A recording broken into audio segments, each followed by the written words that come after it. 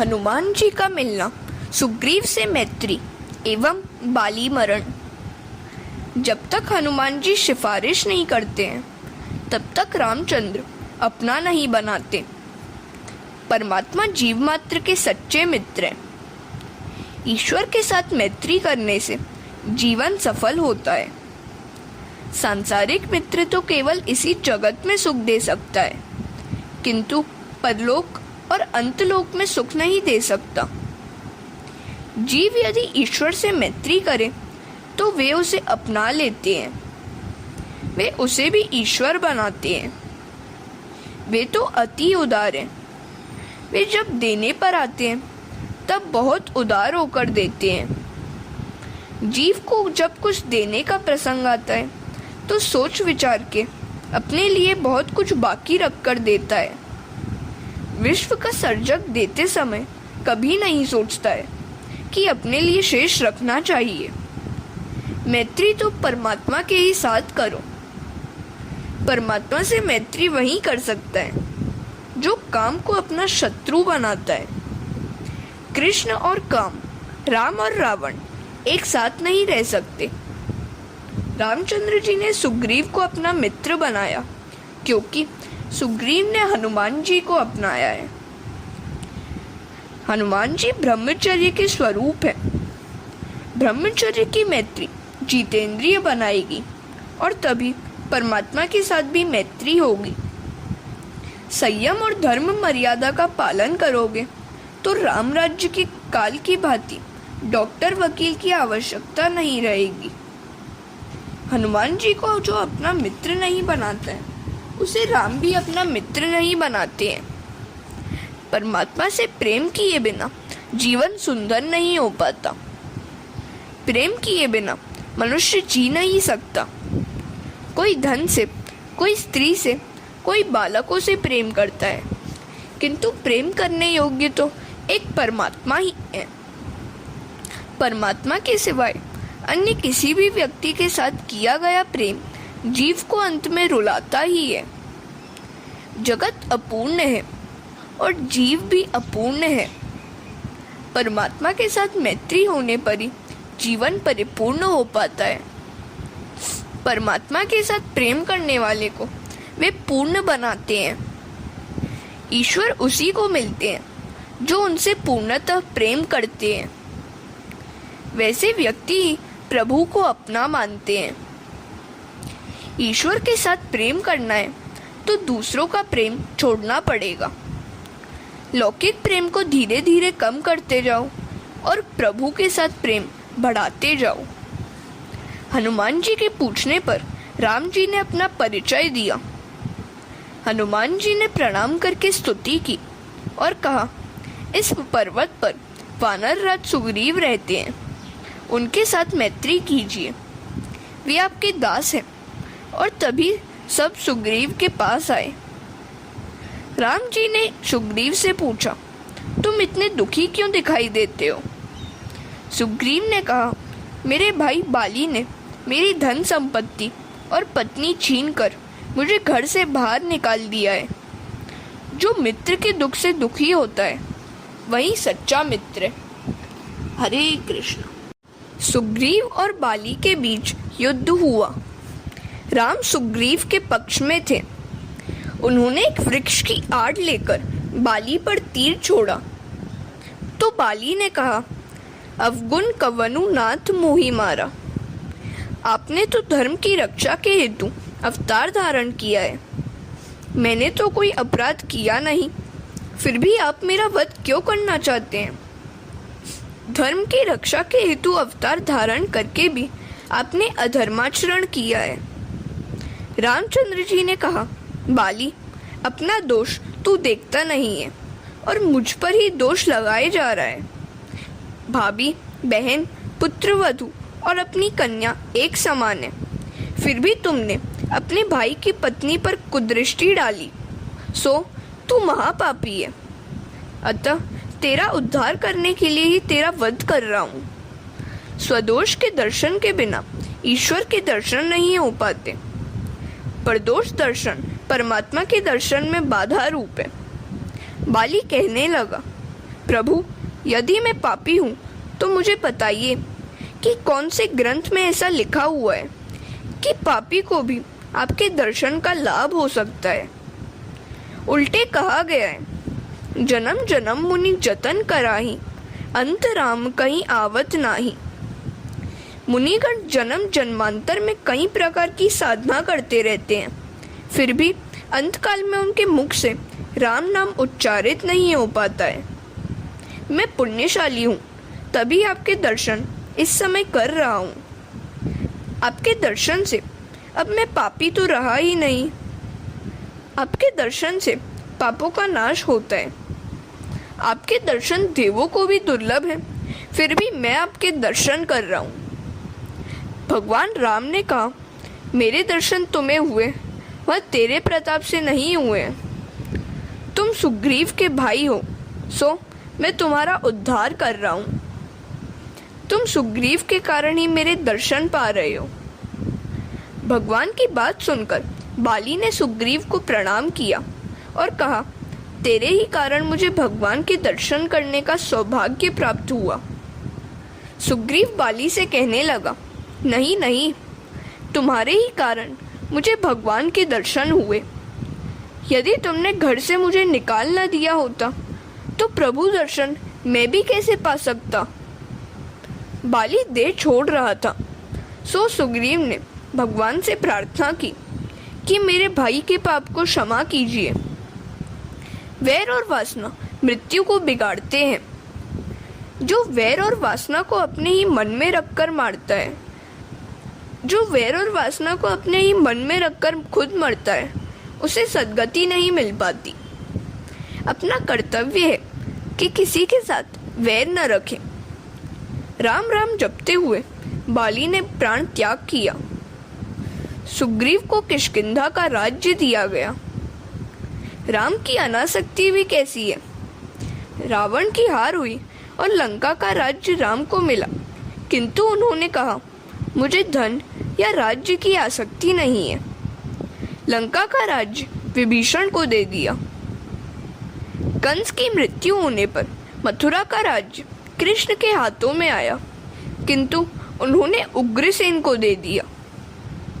राम और कृष्ण जैसा बोलते हैं वैसा ही आचरण करते हैं। श्री कृष्ण ने अर्जुन को युद्ध भूमि में 6 शास्त्रों का सार एक ही घंटे में सुनाया था। भगवान का ज्ञान भी कैसा है। अर्जुन ने कहा था, आप जो कहेंगे मैं वही करूँगा। हरे कृष्णा। ज्ञान की शोभा व्याख्यान नहीं, क्रियात्मक भक्ति योग है। राम के समान जग हितार्थी कोई नहीं है। ऐसा भगवान शंकर ने पार्वती से कहा। देवता, मनुष्य और मुनि सबकी यह रीति है कि अपने स्वार्थ के हेतु ही वे सभी से प्रीति करते हैं। सुर नर मुनि सबकी यह रीति, स्वार्थ लागी कर ही सब प्रीति। भगवान राम प्रवर्षण पर्वत पर विराजे। हनुमान जी अपनी वानर सेना के साथ आए। राम जी ने अपनी मुद्रिका हनुमान जी को देते हुए कहा, यह सीता जी को देना और मेरे विरह तथा बल की सारी बातें सुनाकर तुरंत लौट आना। हनुमान जी ने अपनी वानर सेना के साथ दक्षिण की ओर प्रयाण किया। वे जामवंत के पास आए, जहां संपाति ने उन्हें समाचार दिया कि सीता जी को अशोक वाटिका में रखा गया है। समुद्र को पार करना कठिन था। राम नाम और संयम के बल के बिना समुद्र पार किया नहीं जा सकता। हनुमान जी ने आवेशपूर्वक कहा, यदि आप कहें तो सारी लंका को समुद्र में डुबो दूं। जामवंत ने कहा, धीरज रखो, यदि लंका को डुबो दोगे तो सीता जी भी डूब जाएंगी। तो हनुमान जी ने उड़ान भरी और उड़ते हुए समुद्र पार करने लगे। मार्ग में सुरसा ने अवरोध करने का प्रयत्न किया। हनुमान जी ने उसका नाश किया। हनुमान जी लंका आ पहुंचे। सायंकाल का समय था। लंका दर्शन करने निकले। वहां का वैभव अलौकिक है। मध्य रात्रि के समय लंका में प्रवेश करने जा रहे थे कि लंकिनी ने रुकावट की तो उन्होंने उसे मार दिया। मरते हुए लंकिनी ने कहा, मुझे ज्योतिषी ने कहा है कि तुझे कोई मारे तब समझ लेना कि रावण की भी मृत्यु होने जा रही है। हनुमान जी को लंकिनी ने यह भी कहा कि लंका में घूमते समय राम जी को हमेशा अपने हृदय में रखना। शायद राक्षसियों के विहार को देखकर मन विकारी हो जाए। हृदय राखी कौशलपुर राजा। मानव समाज में बसकर मानव बनना आसान नहीं है। एकांत में बैठकर ब्रह्म चिंतन करना आसान है। जन समाज के मध्य में विलासी लोगों के साथ रहकर निर्विकार रहना बड़ा कठिन है। शरीर से चाहे पाप न हो, मन से तो हो ही जाता है। हनुमान जी को कौन उपदेश दे सकता था? वे तो सकल विद्या के आचार्य हैं। फिर भी लंकिनी के वचन उपेक्षणीय नहीं है। हनुमान जी को लगा, मैंने आँख से यह दृश्य देखा। नहीं नहीं, आँख से चाहे देखा, मन से चिंतन तो किया ही नहीं। हनुमान जी तो बाल ब्रह्मचारी हैं। वहां से वे इंद्रजीत के आवास में आए। वहां सुंदरी सुलोचना को देखकर उन्होंने सोचा, शायद यही सीता जी है। नहीं, यह सीता जी नहीं है। एकनाथ जी महाराज ने सुंदरकांड में बड़ा अच्छा वर्णन किया है। हनुमान जी साक्षात शिव जी के अवतार थे। पार्वती जी भी अवतार लेने का आग्रह करने लगी तो शिव जी ने कहा, नहीं, मुझे ब्रह्मचारी रहना है। पार्वती ने कहा, मैं आपके बगैर जी नहीं सकूंगी। सो शिव जी ने हनुमान जी का रूप लिया और पार्वती जी बनी उनकी पूंछ। यह योग माया सभी के घर में जाती है।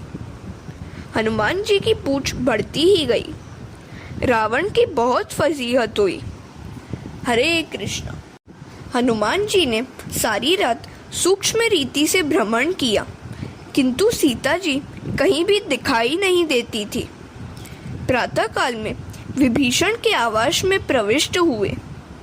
वहां उन्होंने देखा कि विभीषण ने नींद से जागते ही राम का स्मरण और उच्चारण किया। हनुमान जी सोचने लगे, इन राक्षसों की बस्ती में यह वैष्णव कौन है? हनुमान जी ने ब्राह्मण का रूप लिया और विभीषण के निकट आए। विभीषण ने उनसे पूछा, कौन है आप? राम तो नहीं है। प्रभात में आपके दर्शन हुए, सो मेरा सारा दिन अच्छा बीतेगा और कल्याण होगा। हनुमान जी ने सारी बात बताते हुए सीता जी का पता पूछा। विभीषण ने कहा, आपके दर्शन होने से मुझे विश्वास हो गया है कि राम जी के दर्शन मुझे अवश्य होंगे। मैं तो अधम हूँ, किंतु आपके कारण राम मुझे अवश्य अपनाएंगे। रात्रि में सोने से पहले तथा प्रातःकाल जागते ही प्रभु स्मरण और शुभ विचार करो। हनुमान जी अशोक वन में आए। वहां सीता जी समाधि अवस्था में बैठकर राम राम जप रही थी। उनका शरीर दुर्बल हो गया था। हनुमान जी ने उनको मन ही मन प्रणाम किया और वृक्ष की डाली पर बैठकर राम कथा सुनानी शुरू की। आपको ढूंढने के लिए कई वानर भेजे गए, उनमें से मैं भी एक हूँ। मैं रामचंद्र जी का दूत हूँ। आज मेरा जीवन सफल हो गया। साक्षात आद्या शक्ति सीता जी को प्रणाम करता हूँ। सीता जी ने कहा, भाई कौन है तू? प्रत्यक्ष क्यों नहीं आता है तू? मेरे समक्ष आ। हनुमान जी ने सामने आकर माता जी को प्रणाम किया। माता जी, मैं हूँ रामचंद्र जी का दूत। मुझे आज बड़ा आनंद हुआ और उन्होंने रामचंद्र जी का संदेश सुनाया। वे आपकी उपेक्षा नहीं करते हैं। वे शीघ्र ही यहाँ आ रहे हैं। माता जी, मुझे भूख लगी है। यहाँ फल तो बहुत है, किंतु राक्षस लोग निगरानी कर रहे हैं। सीता जी ने कहा, नीचे गिरे हुए फल ही खाना, तोड़ कर ना खाना। हनुमान जी ने सोचा कि माता जी ने फल तोड़ने की मनाही की है, वृक्षों को झंझोड़ कर फल गिराने की नहीं। और उन्होंने वृक्षों को झंझोड़ कर फल गिराए और आहार किया। संत तो भोजन करते समय भी भजन चालू ही रखते हैं। अन्न की निंदा पाप है। हनुमान जी ने दिव्य वानर का स्वरूप धारण किया और पूछ को उसका काम करने की आज्ञा दी। पूछ ने बहुतों को मारा, कई राक्षसियों का संहार किया। इतने में इंद्रजीत ने वहां आकर ब्रह्मास्त्र को छोड़ा। हनुमान जी ने ब्रह्मास्त्र का सम्मान किया। इंद्रजीत हनुमान जी को बांधकर राजसभा में ले आया। रावण ने हनुमान जी से पूछा, ए बंदर, कहाँ से आया है तू, क्यों आया है? हनुमान जी ने कहा, ए दशानन, मैं तो तुम्हें उपदेश देने के लिए आया हूँ। शिवजी को प्रसन्न करने के लिए तू तपस्वी बना था, फिर भी पराई स्त्री सीता जी को बंदी बनाया। रामचंद्र जी की शरण में आ, वे तेरे सभी पाप क्षमा करेंगे। हरे कृष्णा। लंका दहन एवं विभीषण की शरणागति। रावण कब समझने वाला था, वह तो अहंकारी था। उसने अपने सेवकों से कहा, इस बंदर की पूंछ में ही शक्ति है, जला दो इस पूंछ को। सेवक हनुमान जी की पूंछ को कपड़े से लपेटने लगे। हनुमान जी अपनी पूंछ को बढ़ाते गए। लंका के सारे बाजार का कपड़ा खत्म हो चुका। कपड़ों को घी तेल से भिगोया गया और फिर उन्हें जलाया गया। हनुमान जी ने कहा, यह तो पूंछ यज्ञ हो रहा है। रावण, अपने मुंह से जरा उसे हवा तो दो। रावण फूंक मारने गया तो उसकी दाढ़ी जल गई। हनुमान जी ने कई घरों पर कूद करके सारी लंका में आग लगा दी। राक्षसियां दौड़ती हुई सीता जी के पास आई और कहने लगी, आपके पास जो पुरुष आया था उसकी पूंछ सारी लंका को जला रही है। सीता जी प्रार्थना करने लगी, हे अग्निदेव, यदि मैंने अपने पति के सिवाय अन्य किसी भी पुरुष का चिंतन न किया हो और पातिव्रत का पूर्णतः पालन किया हो तो आप शांत हो जाइए। अग्निदेव चंदन से शीतल हो गए। लंका जल रही थी। हनुमान जी ने समुद्र के किनारे पर आकर देखा तो उन्हें लगा कि यह अच्छा नहीं हुआ। अशोक वन भी यदि जल गया तो? समुद्र में स्नान करके वे अशोक वन में आए। अशोक वन भी वहां देखा कि एक भी वृक्ष जला नहीं था। सीता जी से मिले। सीता जी ने आशीष दी, अष्ट सिद्धियां तेरी सेवा करेंगी और सारे जगत में तेरी जय जयकार होगी। किंतु इन आशीषों से हनुमान जी को संतोष नहीं हुआ। उन्होंने तो राम सेवा की आशीष मांगी थी। हनुमान जी अमर है, काल उनका सेवक है। हनुमान जी वहां से जाने लगे तो ब्रह्मा जी ने उनके पराक्रम की सारी बातें पत्र में लिख दी।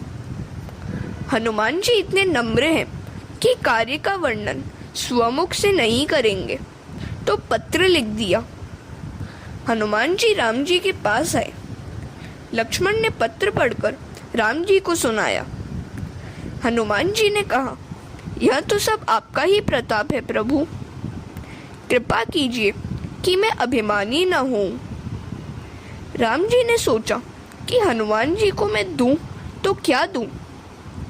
उन्होंने हनुमान जी को अपनी बाहों में भर लिया। रामचंद्र जी ने वहां से विजयदशमी के दिन प्रयाण किया और समुद्र के किनारे आए। उनका नियम था प्रतिदिन शिव जी की पूजा करना। वहां कोई शिवलिंग नहीं मिला तो हनुमान जी को काशी से शिवलिंग ले आने की आज्ञा दी।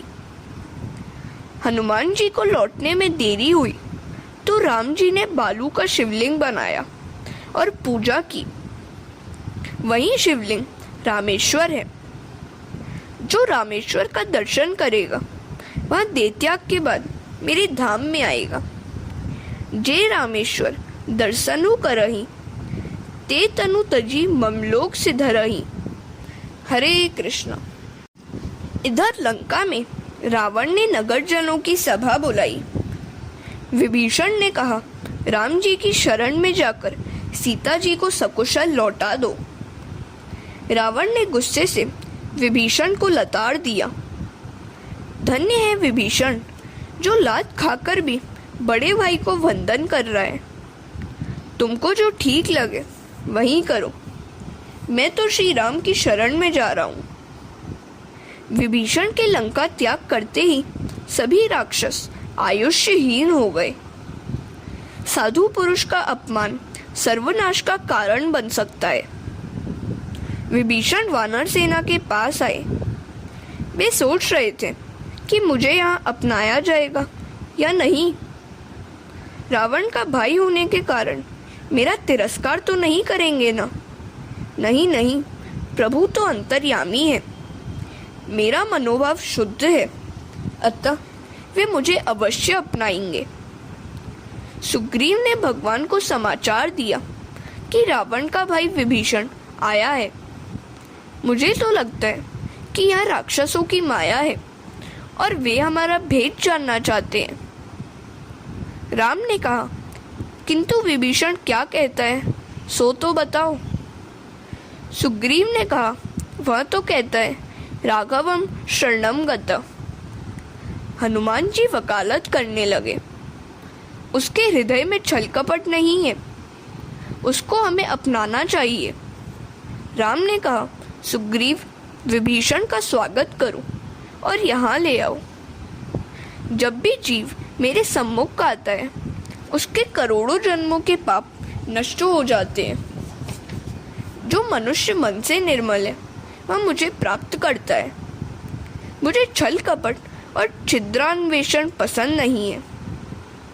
निर्मल मन जन सो मोही पावा, मोही कपट छल छिद्र न बावा।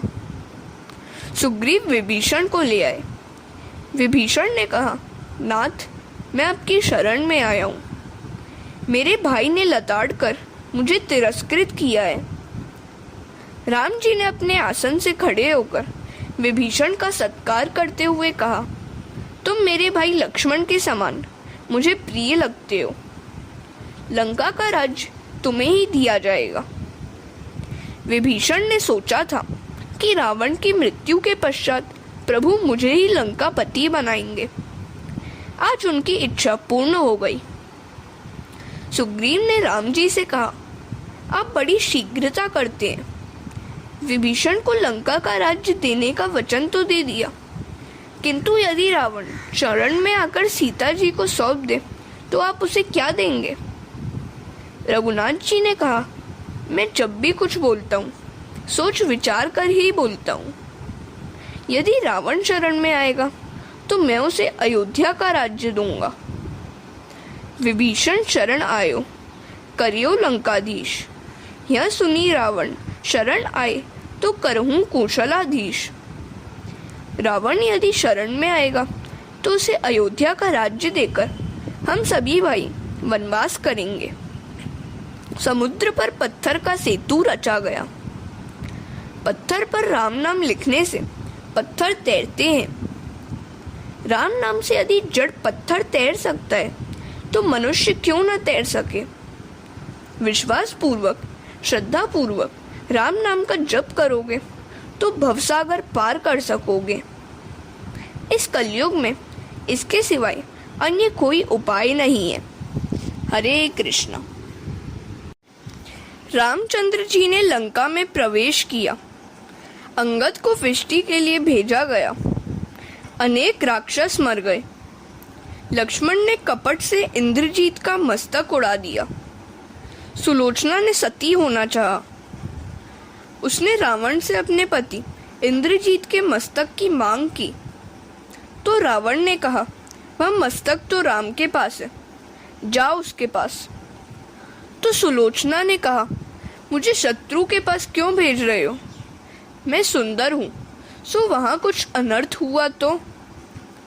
रावण रामचंद्र जी की प्रशंसा करते हुए कहने लगा, राम तो तुम्हें माता के समान मान देंगे, तुम्हारी स्तुति करेंगे, और तो मैं क्या कहूँ। मैं राम को अपना शत्रु मानता हूँ, किंतु वे मुझे शत्रु नहीं मानते हैं। राम की शरण में जा, वे अवश्य तुम्हें इंद्रजीत का मस्तक लौटा देंगे। सुलोचना राम जी के पास आई, बोली कि मेरे पति का हाथ आंगन में आया और पत्र लिख दिया। उससे पूछा कि जड़ हाथ कैसे लिख सकता है। तुम अपने पति की प्रार्थना करो, यदि आंखें हंसेंगी तो मानेंगे कि जड़ हाथ ने पत्र लिखा है। सुलोचना बहुत मनाती है, मस्तक हंसता नहीं है। नाथ, तुम अप्रसन्न हो। ऐसा सुनकर मस्तक डोलने लगा और स्मित किया। शेषनाग लक्ष्मण का रूप लेकर आए। मस्तक ने सुलोचना से कहा, तेरे पिता ने मुझे मारा है। आज श्वशुर और दामाद के बीच नहीं, किंतु दो पतिव्रताओं के बीच युद्ध हो रहा है। उर्मिला और सुलोचना का संग्राम है। सुलोचना की पराजय हुई। सुलोचना ने लक्ष्मण जी से कहा, जय आपकी नहीं, उर्मिला की हुई है। उसका पातिव्रत्य मेरी अपेक्षा श्रेष्ठ है। मेरे पति पापी रावण के पक्ष में होने के कारण दुर्बल हैं। मेरे पति पापी की सहायता कर रहे थे, सो मेरी पराजय हुई और उर्मिला की जय। पर स्त्री का हरण करने वाले की मेरे पति सहायता करते थे, सो मुझे हारना पड़ा। सुलोचना सती हो गई। राम जी ने उसकी बड़ी प्रशंसा की। रावण का वध एवं श्री राम की सीता जी सहित अयोध्या आगमन। राम और रावण के मध्य में भयंकर युद्ध छिड़ गया। रावण की नाभि में जो अमृत था उसे अग्नेयास्त्र द्वारा सुखा दिया गया। रावण की मृत्यु हो गई। हनुमान जी ने सीता जी को राम की विजय का समाचार दिया। प्रभु ने स्वयं कुछ भी नहीं लिया। लंका का सारा राज्य विभीषण को सौंप दिया। वानरों का सम्मान किया गया। अब रामचंद्र जी आदि पुष्पक विमान पर सवार होकर अयोध्या की दिशा में लौट चले। मार्ग में उन्होंने सीता जी को रामेश्वर का दर्शन कराया। विमान प्रयागराज आया। हनुमान जी को आगे बढ़ने की आज्ञा दी गई। हनुमान जी भरत जी के पास आए। भरत जी राम पादुका की पूजा करते हुए सीताराम का जप कर रहे थे। हनुमान जी ने कहा, भरत जी, राम लक्ष्मण जानकी पधार रहे हैं। हरे कृष्णा।